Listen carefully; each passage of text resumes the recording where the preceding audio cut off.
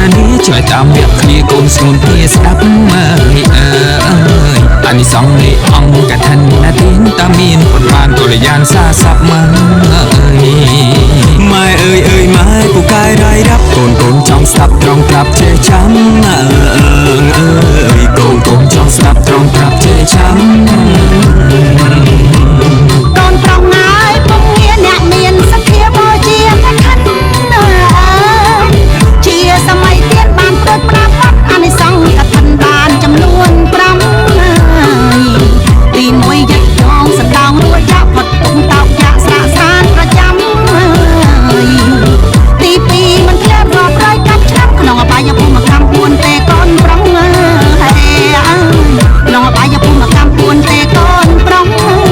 ទី3ហើយនឹងបានកើតក្នុងទីឋានសួគ៌6ជាន់ទី4អានិសង្ឃកថាអានន្ទកណៃពេជ្រគុណសួនចិត្តដល់ឆ្នាំនឹងបានកើតក្នុងត្រកលខត្តយៈឬក៏ព្រាហ្មណត្រកលកូនប្រុសអានិសង្ឃទី5កូនហើយចាំចុះបានកើតមិនខកឧត្តមត្រកលឡើយមិនកើតក្នុងហើយណាំងត្រកលឡើយអូកូនអើយអ្នកឯងឆ្លើយខ្លីប៉ុន្តែហោះហើរស្ដាប់មើលអីលើកូនទៅសួរពុកចំ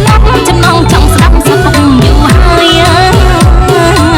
សួរពីព្រះសង្ឃកុំចាំភាសាអានិសង្ឃយ៉ាងណាមេត្តាពុកឆ្លើយ